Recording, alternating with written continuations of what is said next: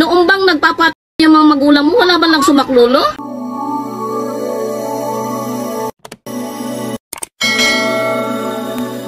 Isa sa pinakamasakit na pangyayari sa pag-ibig ay pagmalaman mong may ibang tao sa pagitan ninyo ng mahal mo. Gaya na lamang sa OFW na ito na nag-viral sa social media, ang brutal na pinatay ng kanyang mister dahil sa matinding selos.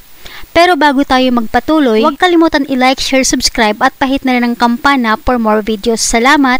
Kalunos-lunos ang sinapit ng mag-asawang ito na sina Norleto de Vena Gaspar at Marisa Isidro Gaspar. Si Marisa Isidro Gaspar isang overseas Filipino worker sa bansang Saudi Arabia. Mayroon 3 anak na naninirahan ang pamilya sa Ilagan, Isabela.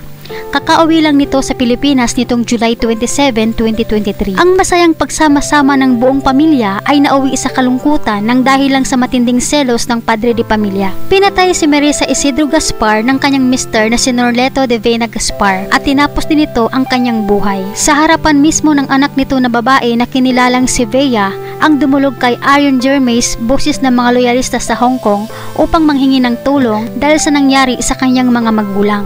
Sa sumbong ng anak, nagselos umano ang kanyang ama sa ex-boyfriend ng dati niyang ina na taga Ramon. Kaya pinatay ang kanyang ina na si Marisa Isidro Gaspar at nasaksihan niya umano ang karumal-dumal na ginawa ng kanyang ama sa kanyang ina na tinaga ng itak hanggang sa bawian ito ng buhay. Pagkatapos mapatay ang kanyang ina, sinaksak umano ng ama ang sarili kaya ito namatay. Hindi na daw niya kayang lapitan ang kanyang ama dahil sa takot nito na baka siya ay patayin. Dagdag pa ng anak, paalis daw sana ang kanyang ina papunta ng Ramon. Ngunit nagulantang na lang daw ito nang bigla may sumigaw. Nakita na lang daw niya na nakahandusay ang kanyang ina habang tinataga-taga ng kanyang ama, na parang sinasapian umano ng demonyo ang isipan ng kanyang ama. Dahil nag-iba daw ang mukha nito habang ginagawa ang pagpatay sa kanyang ina, hanggang sa binawian ito ng buhay. Narito pakinggan po natin ang buong pangyayari. Anong nangyari ba, anak? Paano namatay ang tatay mo? Nung isang araw po, naliligo po yung mama ko. Tapos yung papa ko po nakaupo sa gilid. Nagre-ready po kasi yung mama ko na pumunta sa Ramon. Oo, sa probinsya ba kayo, nak? Sa Kapelian po, sa Ilagan. Tapos nung nagpapalit na po yung mama ko, pumasok na rin po yung papa ko sa loob. Oo. Pero nagpa-music po sila ng malakas. Tapos nandito po ako sa labas, nagbiduyan. Tapos nung lumabas na po yung mama ko, hawak niya yung yung sapatos niya. Isusuot niya sana. Kaso yung isa lang po yung nasuot niya kasi yung isa kinuha ng papa ko. Oo. Ang alam ko pong dahilan dahil sa selos po. Sa selos? Sinong nagsiselos? Yung papa ko po. Noong bang nagpapatayan ba yung mga magulang mo? Wala ba lang sumaklulo? Nung may narinig po kasi akong iyaw, tumakbo po ako. Dito ko pong nakahandog doon. Doon na yung mama ko. Pero yung papa ko nakaluot. Tapos sinaksak niya po yung katawan niya. Ah, okay. So ganito yun, nak. Sinaksak muna ng papa mo yung mama mo. Opo. And then, pinatay rin niya yung sarili niya. Opo.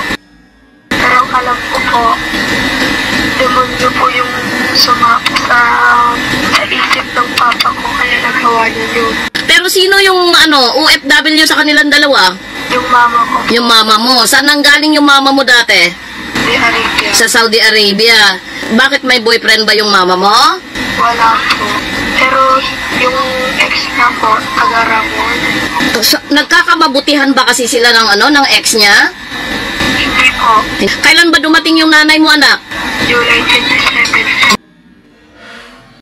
Napakasakit nito sa mga anak, trauma ang iniwan at kalungkutan. Sobrang sakit ng ginawa ng kanilang mga magulang, lalo na kay Bea na siya pa mismo ang nakasaksi, nakakita kung paano pinatay ang kanyang ina at kung paano nagpakamatay ang kanyang ama, nang dahil lang sa selos na walang kasiguraduhan kung totoo nga ba.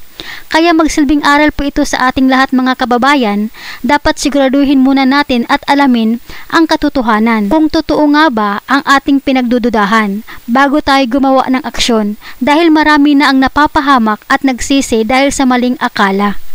Alam mo, Bea, alam ko, traumatic talaga yung pagkamatay ng mga magulang mo, anak, dahil sa harapan niyo mismo. tayan sila.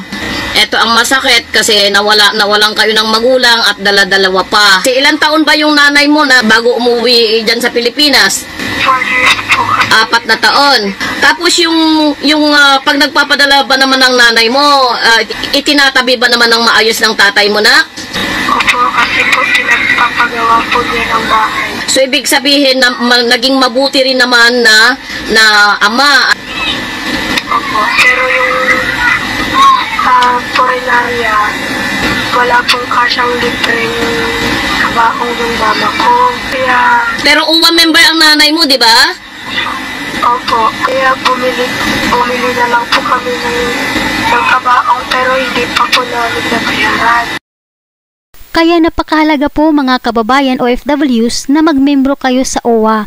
Kasi kahit nasa Pilipinas na kayo at active pa ang membership nyo sa OWA, makakakuha pa rin kayo ng tulong sakaling may mangyari man sa atin. Huwag naman sana, halimbawa lang to mga kababayan, kapag aksidente ang ikinasawi ng isang OFW at active pa ito sa OWA, makakakuha ang pamilya ng 200,000 pesos, iba pa ang 20,000 pesos burial.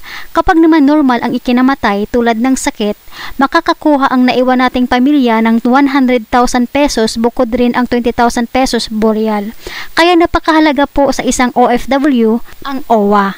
Kaya dapat magpamembro po kayo at kung membro at expired naman ang OWA, magpa-renew kayo mga kababayan. Dahil hindi natin alam kung hanggang kailan lang tayo dito sa mundo. Hindi natin nakikita ang hinaharap na maaring mangyari sa atin habang tayo ay nasa abroad. $25 po ang babayaran nyo at kayo ay protektado sa loob ng 2 taon pati pamilya nyo. May mangyari man sa atin o wala, at least handa tayo. At may peace of mind ang isipan natin araw-araw. Meron ka bang lolo't lola?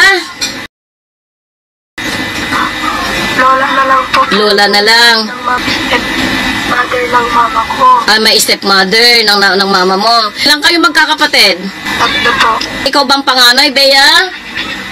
Pangalawa po. Okay, lalaki yung panganay? Opo. Oo. Si kuya, ilang taon na ba si kuya? 19 po. Anong edad yung bunso nyo? 11, lalo na itong 11 na na bunso, babae ba dyan o lalaki? Babae po. Ngayon, ito naiwanan sa pangangalaga mo, Bea, kaya ikaw yung dapat na magtatay yung nanay nitong kapatid mong ito, ha? Opo. Oo. Anong sabi ng kuya mo ngayon? Ang kuya mo ngayon, ang tatay ninyo. Nag-aaral ba kayo pareho?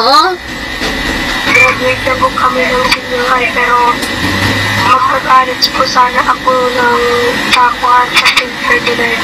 Oo. First year college. Oo. Naka-enroll na po ako. Papasok na po sana ako sa Lunes. Oo. Pero hindi na lang po ako mag-aaral dahil papaaralin ko na lang po yung kapatid ko.